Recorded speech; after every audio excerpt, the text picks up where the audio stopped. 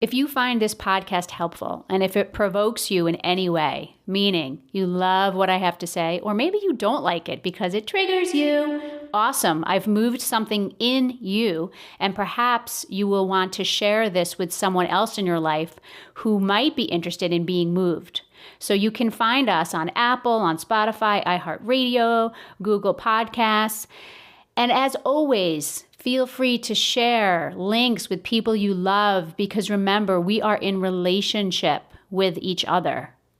So the more that you are present and you invite other people on the journey, the more peaceful world we will live in because we will be together understanding these concepts. So I thank you for your support, and you help us keep the show going by sharing it, by liking it, by giving us reviews, and helping us to grow. Thank you.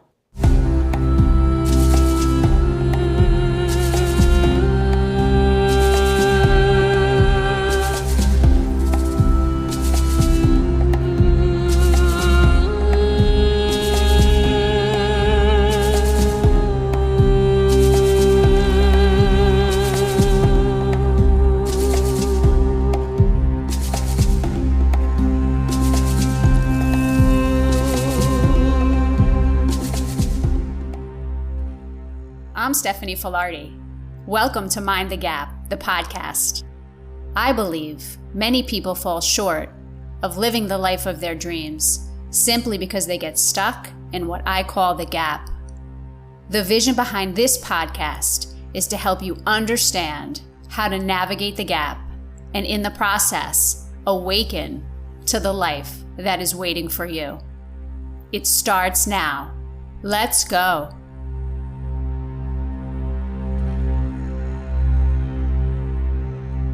Hi friends, welcome. Thank you for joining me today for episode 67, Releasing Your Hold. And this is all about going much deeper into step 8, and yes, the last step in the process of manifestation, which is letting go, which I did speak about briefly in episode 58. So as I even say this to you, letting go. Let us take 3 conscious breaths so that we can really let go. So when you're ready, inhale, filling up. Exhale out of your mouth with a sigh. Let everything go. Inhale, filling up. And maybe as you fill up, you can tense your body, tense your face, your fingers, your toes. And then release everything, relax. Sweet release as you let it out and as you let go. And then one more time, inhale, filling up, tensing everything. And then feel the sweet release as you release your hold, as you let go, and as you relax into this present moment.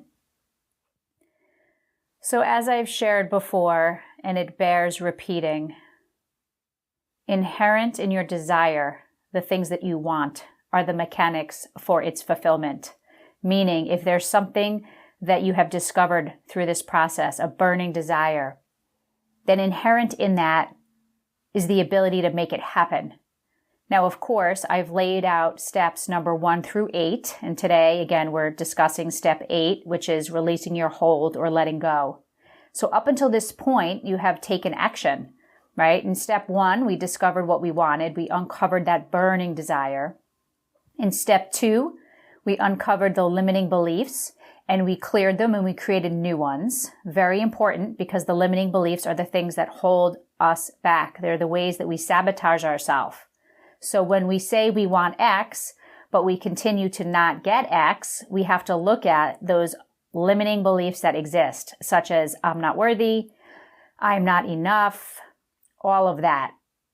Step number 3 is clearing negative thought energy. So this is about taming the mind, because any of us who are up to big things, especially these days, will invariably face obstacles in the form of situation or people that might cause us to start thinking negatively. So that means we might doubt ourselves.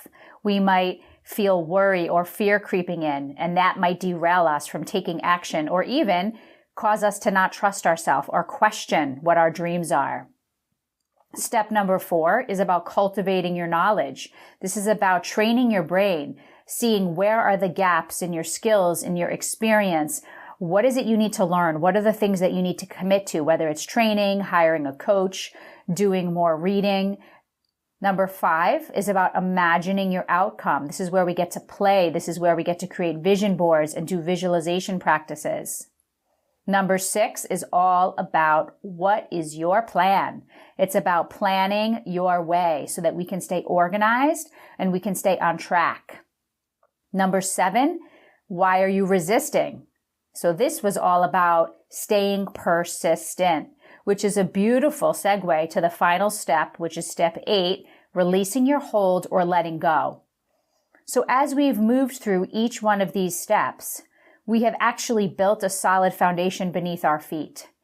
Why do I say that? Well, if you've been true to yourself and you have really looked at each one of the steps and you've followed up with the practices I've offered to you, then you will find that it is a lot easier to let go. Meaning, we focus on the daily small actions. We focus on our desires. We visualize them. We stay positive, and we allow life to open the doors. Because for most of us, letting go is one of the hardest things to do.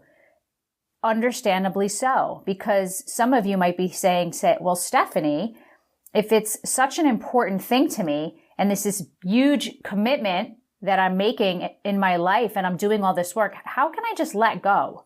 Well, I think it's because a lot of times people think letting go means that we don't care, or that if it doesn't happen, we won't feel any sadness. That's not what this is about. This is about following the steps,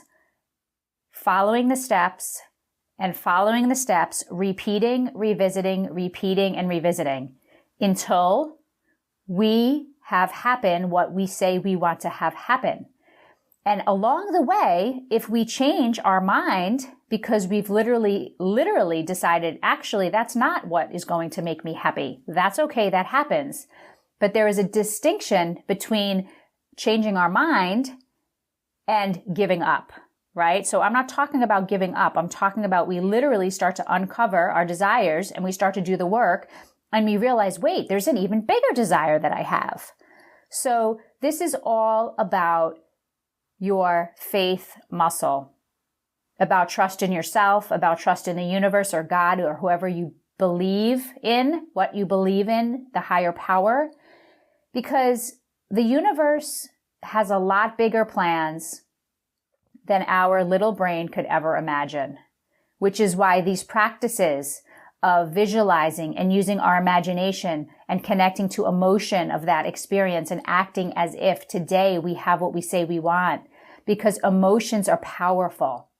And unless we really learn how to have faith, because we continuously build our belief, this isn't a one-time thing. This is something that we do on a daily basis, that we do throughout our life.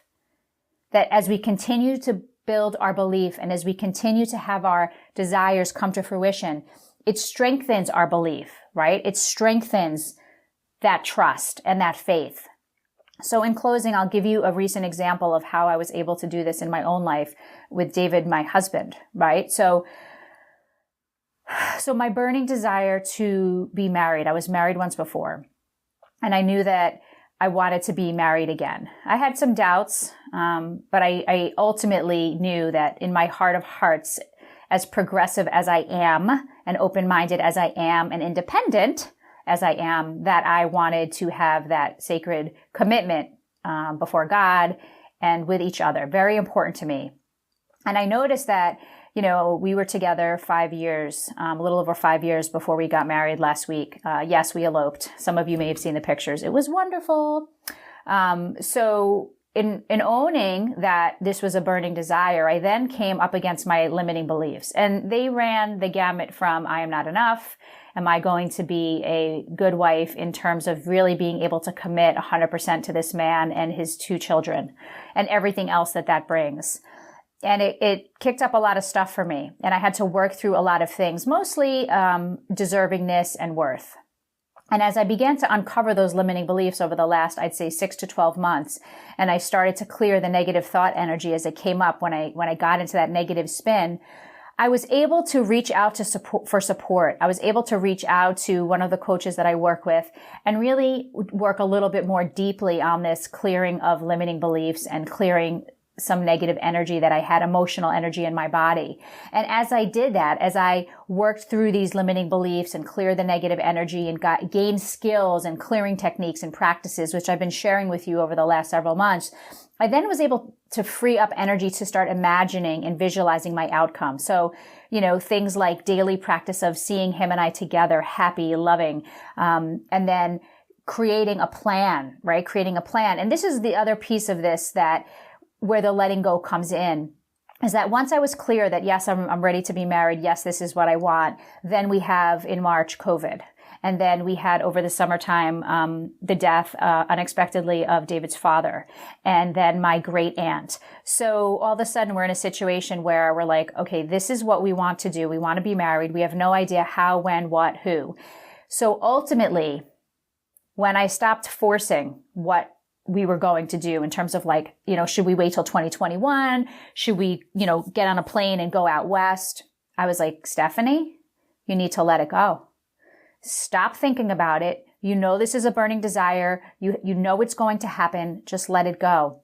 And as soon as I let it go and I trusted the universe was going to show me a solution, we thought of this idea to elope locally. And as soon as we started looking and researching, the exact right people and place and situation came up. And from the moment we made the decision that that's what we were going to do, 3 weeks later, we were married. And it was beautiful and it was perfect. And everything from the location and the picture perfect day to the photographer, to the videographer, to the lady who did the ritual, to the dinner, to every single piece, to the bed and breakfast we stayed at was absolutely magnificent. So when I let go, as we know, step number 7, I stayed persistent, right? I did stay persistent. I kept, at times I resisted. I'm like, maybe this isn't the right thing, blah, blah, blah. But I always came back to the fact that I knew this is what I wanted. So I stayed persistent. But ultimately, step 8, this last step, when I released my hold and my grip and I let go and I trusted that we would find the solution, we did.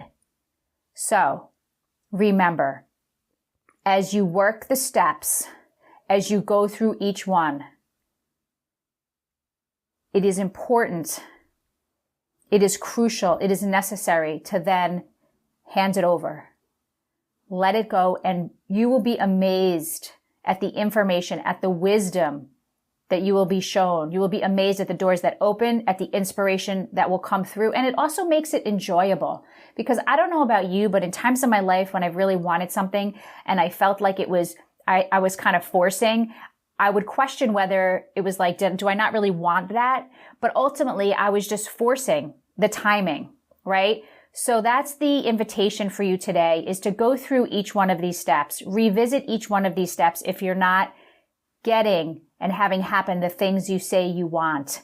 Revisit each one. See if there's certain ones that you need to really master. Ultimately, we want to master all of them if we're going to continue to go after the things that we want in our life. So now that David and I are married, the next thing for us, the next thing on our agenda is to find a home that we want to live in. So we're doing all of the work there. We're doing the vision boards. We're talking about the places where we were dealing with beliefs maybe that come up about, is it the right time right now? Prices are so high in Westchester. Is it even Westchester? But we're still asking the questions. We're doing the work, and we're doing what we can in terms of a plan, in terms of checking out different areas that we like, making sure our finances are even better and more rock solid, and fine tuning our income and expenses.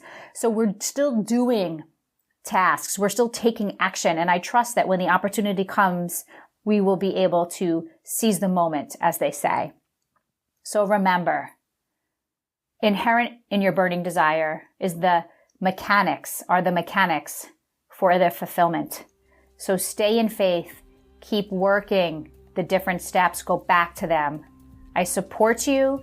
Reach out to share your successes. Reach out if you want support. My website, stephaniefilardi.com. stephaniefilardi.com. stephaniefilardi.com. Let's go.